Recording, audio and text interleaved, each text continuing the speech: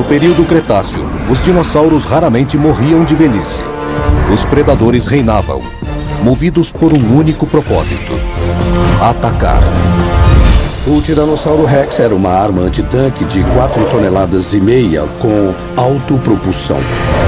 Pela primeira vez em 65 milhões de anos, imagens de alta tecnologia nos permitem mergulhar no interior de seu corpo e revelar como funcionava o organismo do maior carnívoro da Terra. Os dinossauros se valiam dos mais avançados armamentos que a natureza criou, ferramentas que permitiram a eles sobreviver mais de 100 milhões de anos. A anatomia de um dinossauro. Predadores perfeitos.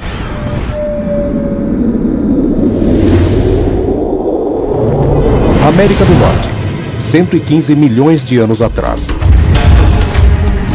Criaturas reptilianas evoluíram para máquinas mortíferas jamais vistas. A morte estava em toda parte, surpreendendo do céu, emboscando na floresta e às vezes irrompendo de entre as árvores na forma do Tiranossauro Rex. O Tiranossauro Rex foi o maior predador da história dos animais terrestres. O Tiranossauro Rex foi um dos maiores e mais mortíferos animais a andar em duas pernas. Por 2 milhões de anos, ele reinou sobre o oeste americano. Forte e inteligente, esse predador era equipado com armas que derrubavam presas imensas e bem armadas. O crânio do Tiranossauro era gigantesco. E cada dente dele podia esmagar uma couraça. Tiranossauro Rex significa Rei dos Lagartos Tiranos. O predador máximo tinha 12 metros de comprimento e 5,5 metros de altura, chegando a pesar 7 toneladas. Seus maxilares eram imensos. 1,5 metro de puro terror com 60 dentes, alguns com mais de 30 centímetros. Seu crânio era composto por 64 ossos, um design leve, porém forte, que lhe dava uma mordida 16 vezes mais forte do que a de um jacaré. Os dentes frontais tinham forma de adaga, com pontas serrilhadas para dilacerar carne. Os dentes laterais maiores eram arredondados, perfeitos para quebrar ossos. Presos solidamente ao músculo, eles suportavam pressão de qualquer direção. Isso dá uma ideia de como ele matava as presas. Ele apenas andava até elas, dava uma mordida e então acontecia o inevitável. Diferente de outros dinossauros, eles não costumavam tirar a carne da carcaça, comiam a maior parte da carcaça.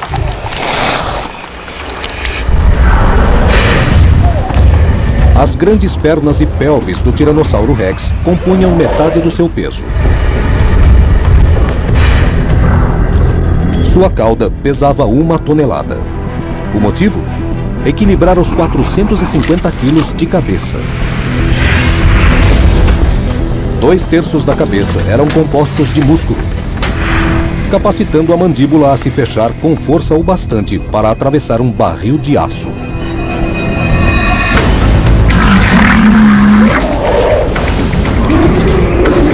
Todos esses músculos possibilitavam uma mordida forte o bastante para vencer os animais mais poderosos do Cretáceo. Os dentes do Tiranossauro Rex estão entre os menos afiados de toda a família dos tiranossauros. Eram dentes desenhados para esmagar, para penetrar camadas grossas de couraça e músculo num golpe esmagador, poderoso e hemorrágico. Os músculos do pescoço do Tiranossauro Rex eram quase tão poderosos quanto os de suas pernas. Com 60 centímetros de espessura, eram fortes o bastante para levantar um hipopótamo ou derrubar o herbívoro mais bem armado que a natureza já produziu, o Triceratops. A melhor maneira de atacar o Triceratops seria com uma arma antitanque longa de 75 milímetros. O Triceratops se protegia com um escudo ósseo chamado folho e se defendia dos inimigos com um par de chifres de mais de 1 metro. Você tinha que esmagar. O único meio de lidar com aquela armadura imensa, curva e forte era dar um golpe esmagador com muitos dentes. Mas derrotar um Triceratops não requeria só dentes. Exigia força. As armas mais perigosas do Triceratops ficavam sobre um crânio que podia girar 360 graus. O Triceratops devia ficar com os chifres e o escudo apontados bem de frente para o inimigo. Para um Tiranossauro Rex, a chave para derrotar um Triceratops estava em seus imensos maxilares. Por trás dessa mordida fatal, havia dois grupos de músculos. O primeiro ia do topo do crânio até embaixo da mandíbula. Esses músculos davam velocidade à mordida do carnívoro. O segundo grupo, que compunha quase 50% dos músculos da cabeça, envolvia a mandíbula, ligando-a ao céu da boca. Eles davam à mordida do Tiranossauro Rex seus 3.000 quilos força, 2 vezes mais que a mordida de um tubarão branco. E tem mais. Como o Piton, o Tiranossauro Rex podia deslocar a mandíbula. Certos répteis têm a habilidade de engolir coisas maiores que suas cabeças. Isso porque o crânio se expande enquanto o abre, como uma cobra engolindo um ovo de galinha. A cabeça da cobra é bem menor que o ovo e mesmo assim ela engole o ovo inteiro. Advogado nenhum nesse mundo seria gordo demais para um Tiranossauro Rex engolir. O Tiranossauro Rex era um monstro carnívoro que usava força bruta para dominar presas bem armadas. Era muito diferente de qualquer outra criatura que já andou neste planeta. O Tiranossauro Rex era diferente. Havia algo nos tiranossauros e no Tiranossauro Rex que era diferente de qualquer outro dinossauro predador. Mas mesmo para um assassino tão célebre, capaz de combater as criaturas mais fortes do Cretáceo, algumas coisas não se encaixavam. Ele era lento, alcançando no máximo 25 km por hora. Um Tiranossauro Rex mal poderia alcançar um homem em boa forma. Também era desajeitado, precisando de 2 segundos para virar 45 graus. Se um tiranossauro caísse no chão ao perseguir uma presa, poderia se ferir gravemente. E suas mãos, com apenas 2 dedos, eram completamente inúteis para segurar a presa. Bom, além do tamanho dele e dos dentes grandes, o que mais notamos no Tiranossauro Rex são os bracinhos insignificantes, tão pequenos que nem alcançavam sua boca. O gigantesco Tiranossauro Rex nos deixa desconcertados. Tem que haver algo mais nesse assassino. Como pôde essa boca gigante sobre pernas se tornar o caçador mais assustador do Cretáceo? Foi a força bruta? A mordida letal?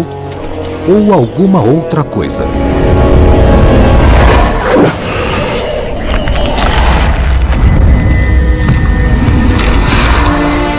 Fósseis de Tiranossauros Rex foram desenterrados nos Estados Unidos, Canadá e na Ásia.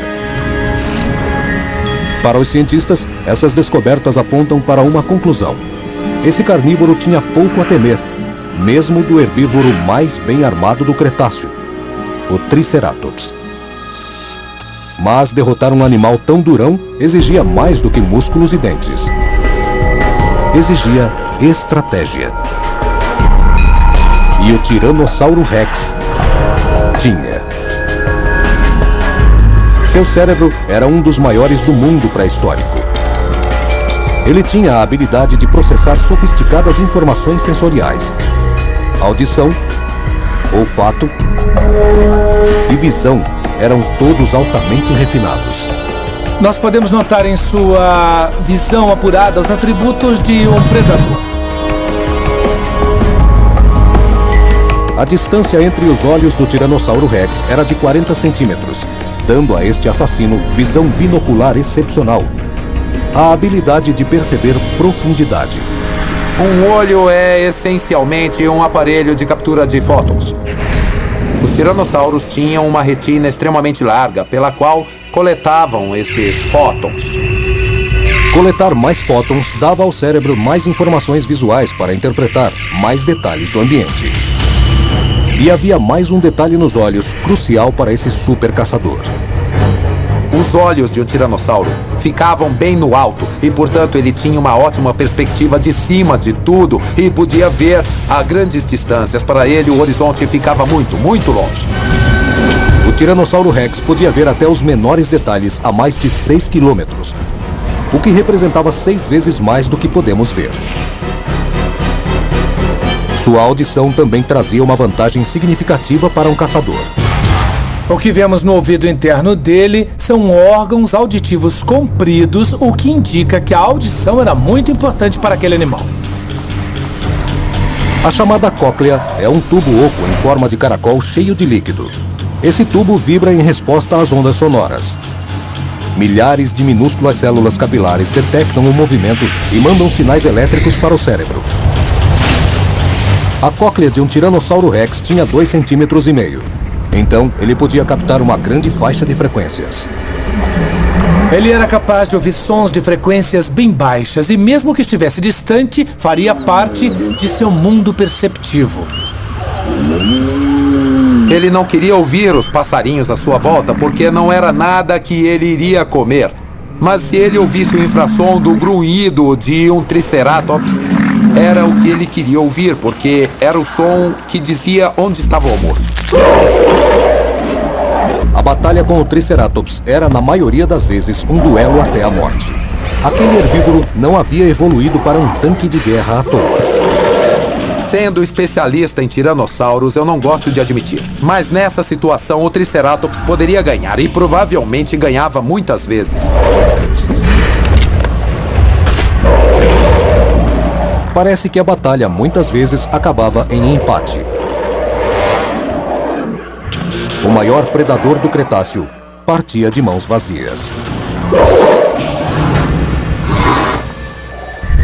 Os Tiranossauros Rex tinham sangue quente, então precisavam manter a temperatura do corpo. Isso significa consumir quantidades enormes de energia, mais de 1 milhão de calorias por semana. Quase 700 quilos de carne crua. Uma dieta e tanto, mesmo para um super predador. Mas talvez ele conseguisse uma refeição de outra maneira.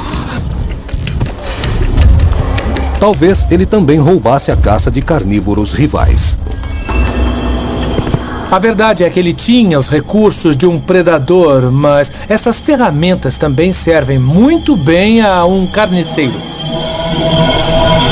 Um dos recursos era o nariz, o mais sensível de todos os dinossauros carnívoros.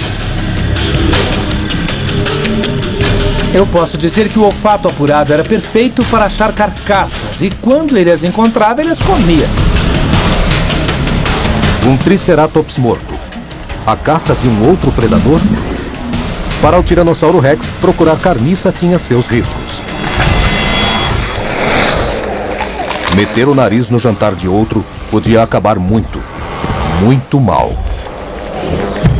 Mas um Tiranossauro Rex podia enfrentar quase qualquer outro carnívoro, inclusive outro Tiranossauro Rex.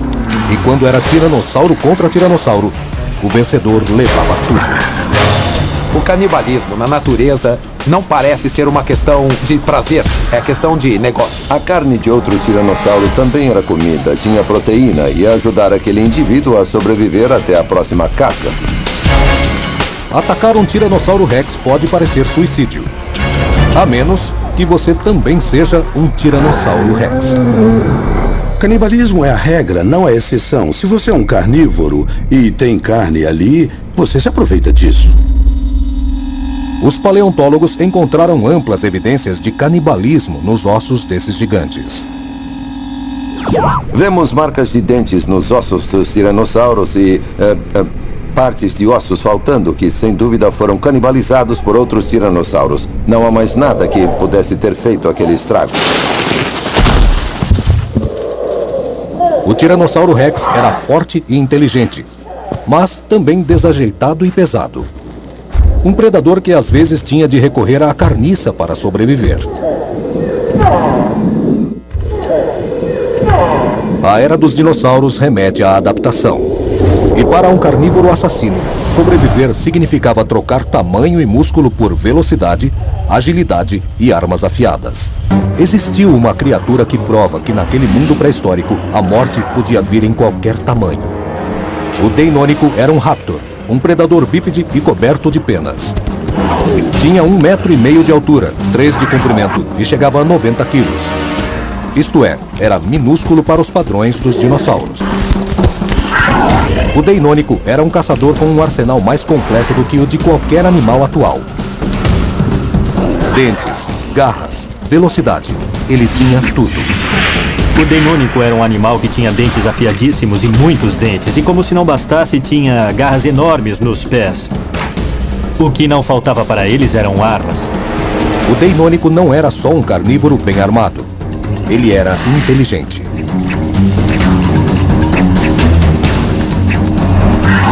Esse predador podia espreitar o alvo, planejar o ataque e então derrubar a presa com precisão fatal. Mesmo um dos maiores herbívoros de todos os tempos, o Sauroposeidon, cujo nome significa Lagarto Poseidon. Ele podia passar dos 18 metros de altura e pesar 50 toneladas.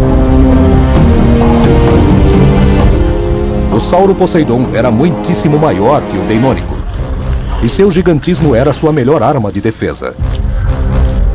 Mas, como todas as criaturas, esse gigante nascia pequeno. Para um Deinônico, o Sauroposeidon era uma boa refeição, pelo menos os filhotes, porque havia muitos deles e porque eles estavam indefesos.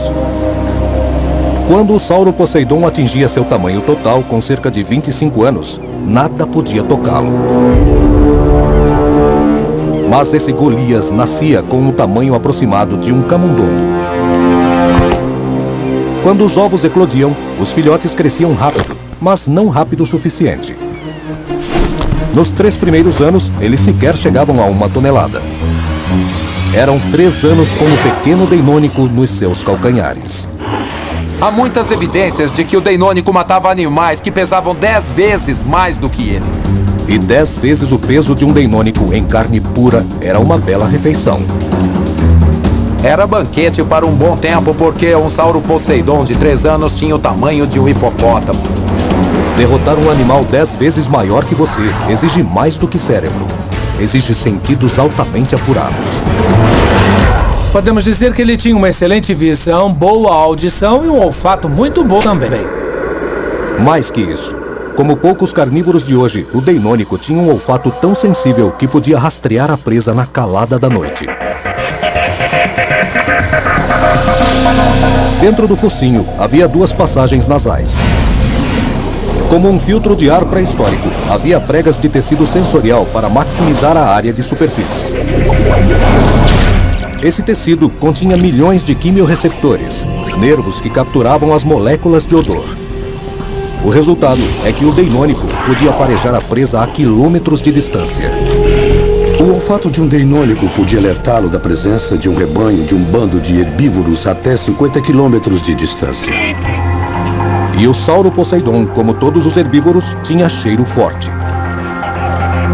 Diferentemente dos carnívoros, eles produzem quantidades enormes de dejetos, fezes que formam uma trilha de odor que marca por onde passaram.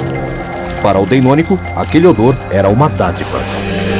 E os olhos do carnívoro podiam ver claramente a presa a grande distância.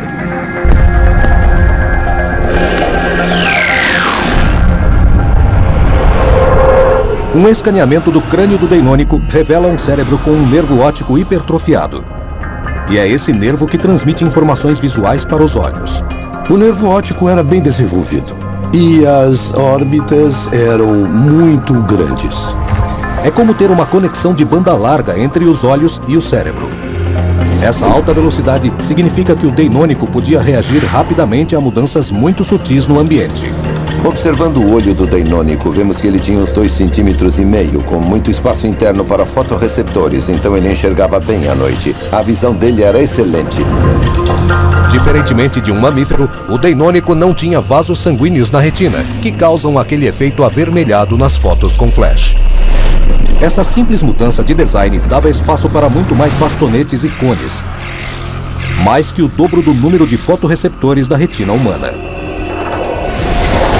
E todos esses bastonetes a mais permitiam que ele enxergasse no escuro. É como se o Deinônico visse o mundo com óculos de visão noturna. Esse animal tinha uma visão muito sensível. Ele era capaz de discriminar objetos com grande clareza e acuidade visual.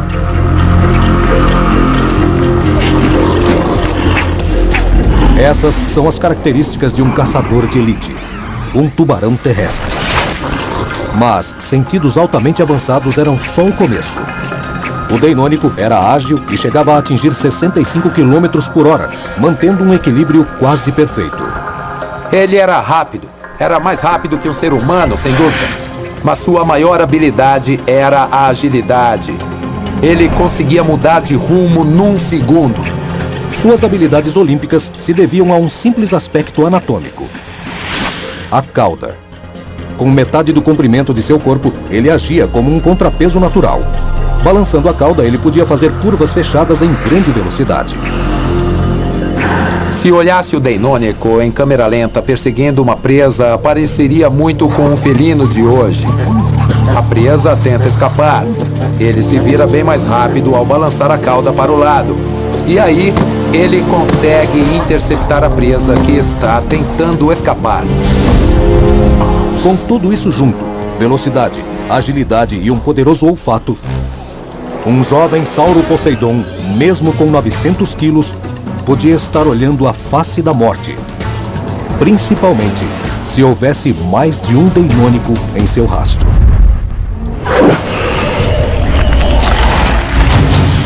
Observar o Cretáceo é ver predadores como o Tiranossauro Rex, com uma mordida com quase 4 toneladas de força. E o Deinônico, com suas garras que podiam retalhar carne. Mas as presas desses carnívoros também eram muito bem armadas. Nas reconstituições do período, vemos os carnívoros atacando os herbívoros. Mas, na verdade, no mundo real, os herbívoros contra-atacam. O herbívoro Sauro Poseidon se defendia atingindo proporções colossais.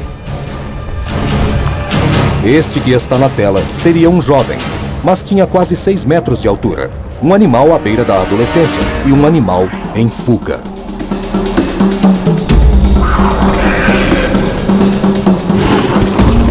Em seu encalço havia não um, mas 2 raptores, que respondiam pelo nome de Deinônicos. Esses pequenos assassinos trabalhavam em equipe. Os Deinônicos não pesavam muito mais do que um ser humano e quando atacavam presas, como o Sauro Poseidon, tinham a grande vantagem de trabalhar em grupo. Eles estavam aumentando as chances de ganhar o almoço. É uma estratégia usada ainda hoje. Trabalhando juntos, leões capturam presas grandes como um elefante de 4 toneladas. E eles só têm dentes e garras. O Deinônico empregava um vasto arsenal mais poderoso do que o de qualquer criatura de hoje. A única defesa do Sauro Poseidon era seu tamanho. Mas o Deinônico sabia que quase qualquer defesa podia ser quebrada com as armas certas. Como garras dianteiras recurvadas com mais de 7 centímetros, projetadas para se enterrar nos corpos das presas como os grampos de um alpinista. O ataque ideal dele era saltar, segurar-se na presa, grudar nela e então morder. Então os braços é que posicionavam o corpo para desferir o ataque fatal. Eles podiam golpear muito rápido e podiam, se atacassem um animal maior, usar os braços para avançar contra ele. Ao fazer isso, podiam recorrer a outras armas no ataque, como as garras do pé. O nome Deinônico significa garra terrível. É uma referência ao osso articulado que ele tinha nos pés. A ponta cortante era revestida de queratina, a mesma substância que forma as garras dos felinos. Mas num Deinônico, essa garra chegava a 10 centímetros. Como uma faca retrátil, essa arma letal tinha ponta afiada e podia flexionar quase 180 graus. Para mantê-la afiada, o Deinônico a mantinha fora do chão até o momento certo. Então, numa investida relâmpago, ele cravava a foice na carne da presa. desferindo um golpe agudo com 200 quilos de força. A chave do ataque fatal do Deinônico era a pata traseira. O pé era de longe o órgão mais forte e terminava numa garra enorme como um estilete. Então, enfiar essa faca curva na sua barriga, no alvo dele, ia ferir mortalmente com uma flexão.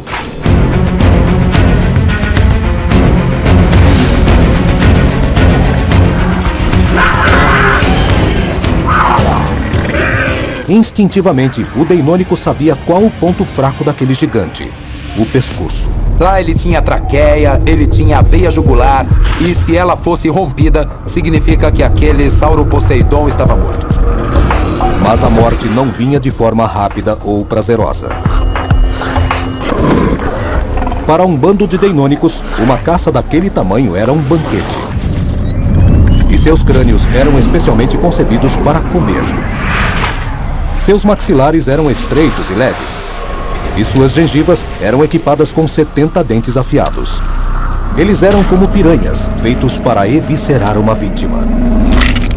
Se olhar para os dentes com atenção, eles eram ridiculamente pequenos. Eles eram muito delicados. Não eram armas mortíferas. Um único Sauroposeidon adolescente, um animal mais de 10 vezes maior do que seus assassinos, podia alimentar um bando de Deinônicos famintos por semanas. Esse prêmio compensava o esforço e o risco. Texas. 68 milhões de anos atrás. A morte não vinha apenas de dinossauros monumentais bem armados. Às vezes, ela caía do céu pelas asas de um réptil voador, o Quetzalcoatlus. O Quetzalcoatlus pode ser visto como um caça aéreo do Cretáceo. No ar e em terra tinha um arsenal de ponta. Eles não eram grandes e frágeis, eram morcegões malvados do inferno. Pode-se dizer que o Quetzalcoatlus é o animal mais sofisticado que já cruzou os ares. Uma envergadura de 12 metros suportava um corpo de 180 quilos. É a envergadura do primeiro aeroplano dos irmãos Wright. Pense num avião vivo. Isso dará uma noção de como o Quetzalcoatlus era em seu tempo. É provável que esse animal acelerasse a mais de 2 dias e meio só na decolagem. Vai além da nossa compreensão. O Quetzalcoatlus era 10 vezes mais pesado que a maior ave voadora moderna. E esse réptil voador não tinha penas. Suas asas eram feitas de pele. Quase metade da asa era sustentada por um osso estendido, como um dedo de cerca de 2,5 metros de comprimento. Um segundo osso alinhava a frente da asa, formando uma longarina, como numa aeronave. O design aerodinâmico permitia um controle quase perfeito na decolagem. E pouso. Mas tirar esse monstro voador do chão era a tarefa mais difícil. Os grandes pterossauros, como o Quetzalcoatlus, eram altos como girafa quanto de 4 e tinham que levantar voo. Como fariam isso? Morar nas planícies do Texas tornava essa tarefa ainda mais difícil. Terra plana, sem morros, rochedos, sem condições especiais, nada para ajudar exceto os músculos. Mesmo assim, ele decolava do zero sem precisar correr. O segredo da decolagem desse Golias pode ser visto numa criatura 1000 vezes menor: o morcego. Eles têm que se alçar para o alto. Essencialmente, têm que fazer uma superflexão com os membros dianteiros, os membros mais fortes que eles têm, e subir o bastante para poder bater as asas e então sair do chão. Um Quetzalcoatlus decolava do mesmo modo, usando os 4 membros para, de repente, lançar-se no ar. 80% dos músculos de seus braços eram compostos por fibras brancas, 1/3 a mais que os humanos. Esse tecido muscular especializado permitia liberar explosões de energia.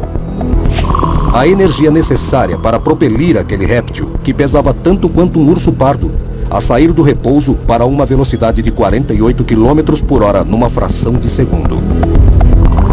Acho que ver um pterossauro como o Quetzalcoatlus decolando devia ser uma das visões mais impressionantes do reino animal.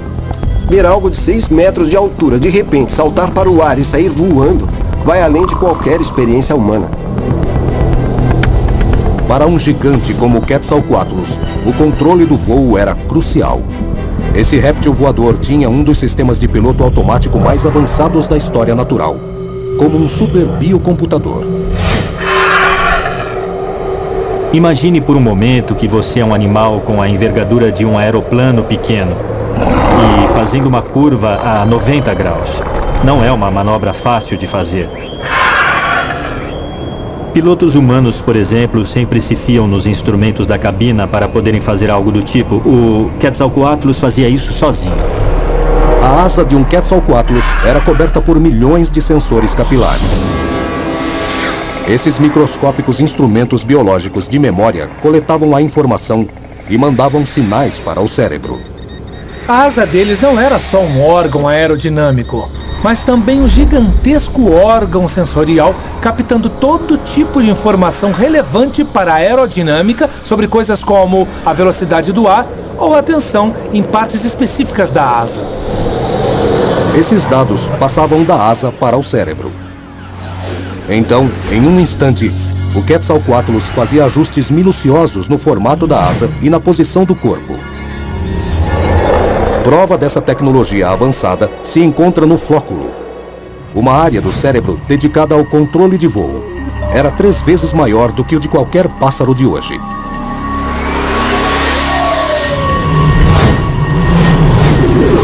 Há muitos cálculos acontecendo no cérebro que são cálculos subconscientes. E a questão é que estão acontecendo o tempo todo. Isso não pode parar, porque esses animais estão no ar. E se houver uma falha nesse processo todo, os resultados serão potencialmente catastróficos. Nada desse tamanho conseguiria voar até o século XX, 65 milhões de anos depois. E o Quetzalcoatlus ainda mantém o recorde de autonomia de voo. Como se manter no ar por uma semana? É provável que ele fizesse 40 mil, 42 mil quilômetros numa só viagem. O Quetzalcoatlus foi um dos carnívoros mais estranhos e amedrontadores a habitar a Terra. Mas, diferentemente de predadores como o Tiranossauro Rex ou o Deinônico, esse carnívoro alado não estava procurando presas grandes. Ele sobrevoava o solo atrás dos pequenos, dos jovens, dos indefesos, dos dinossauros recém-nascidos.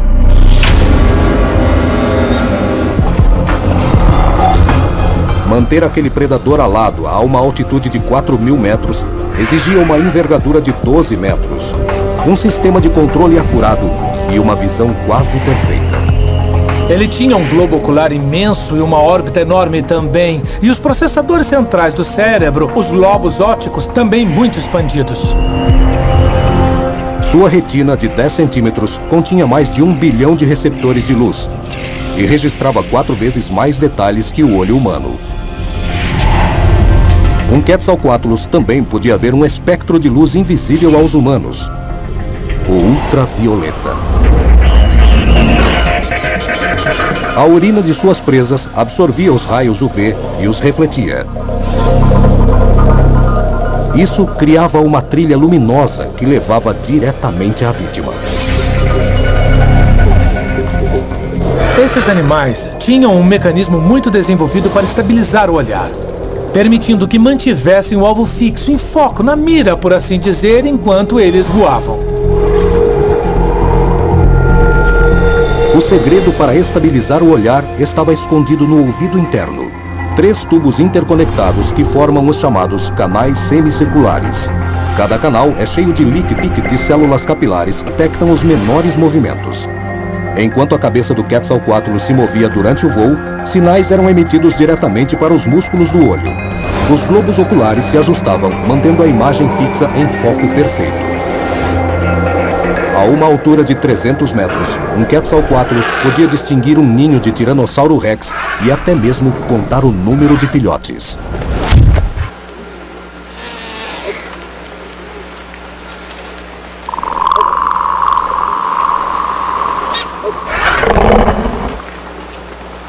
Eu acho que um grande pterossauro no solo seria assustador porque eles se moviam de 4 e deviam ter aquele tipo de movimento preciso das árvores, só que eram enormes. Os Quetzalcoatlus faziam suas próprias leis. A maioria dos carnívoros manteria a distância dos filhotes de um predador, mas não esse réptil. Não devia haver muitos animais no Cretáceo que ousassem pegar um bebê Tiranossauro Rex. O Quetzalcoatlus provavelmente fazia isso.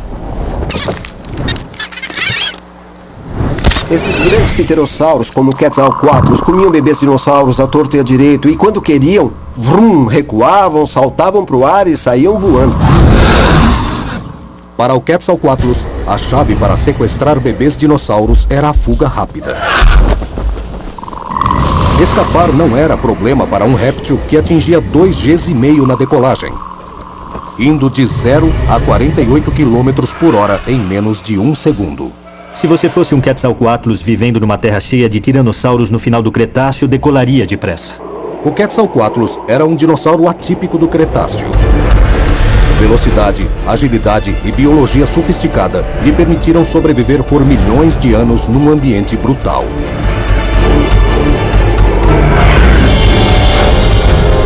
Mas aquele era um mundo habitado pelos predadores mais avançados que a natureza já produziu. Mesmo assassinos pré-históricos como o Deinônico e o Tiranossauro Rex sabiam que, independentemente das armas à disposição, atacar herbívoros era arriscado. Cada caçada podia ser a última.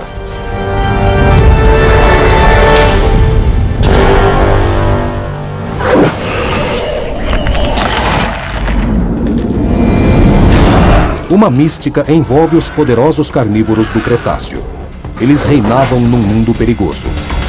Mas ser um superpredador como o Tiranossauro Rex não era tarefa fácil. Sobreviver até a vida adulta já era um grande feito, que exigia uma década ou mais, caçando e devorando as criaturas mais perversas que já andaram na face da Terra. Embora o seu papel no ecossistema seja o topo da cadeia, na maioria do tempo, você está passando fome. Presa alguma se deixa levar facilmente. Os herbívoros lutam como se suas vidas dependessem disso. E dependem. A ironia para muitos predadores é que eles têm que se preocupar mais em não saírem feridos. Até os carnívoros mais durões, os mais bem armados, enfrentam regularmente presas que podem matá-los. Mesmo que você tenha a mordida de um Tiranossauro Rex, ou seja armado até os dentes como um Raptor, cada caçada pode ser sua última. O fato é que a predação é muito perigosa tanto para a presa quanto para o predador. Há muitos espécimes que tinham perfurações e chagas abertas quando morreram. Uma ferida, mesmo pequena, pode impedir um predador de caçar, o que pode levá-lo a morrer de fome. A vida do carnívoro era tão dura que eles eram derrotados, massacrados, antes de virarem fósseis. Não é como a África ou a Ásia de hoje, onde existem muitos animais menores e só uma ou duas coisas grandes como os elefantes. Estamos falando de uma paisagem inteira repleta de herbívoros de muitas toneladas. Para os carnívoros do Cretáceo, como para os de hoje, ficar vivo era difícil. Muito difícil. Se pensarmos nos predadores de hoje, eles têm uma vida bem curta. Cada vida individual não dura tudo o que poderia durar. À medida que envelhecem e enfraquecem, eles são mais suscetíveis aos ferimentos.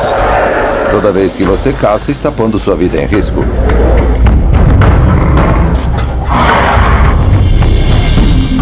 No mundo dos dinossauros, os predadores não podiam parar por nada. Eles usavam todo o seu arsenal. Cérebro, olhos de águia, capacidade de voar, super audição e um olfato avançado. Mas, como sabemos, aqueles que vivem pela violência, às vezes, morrem pela violência.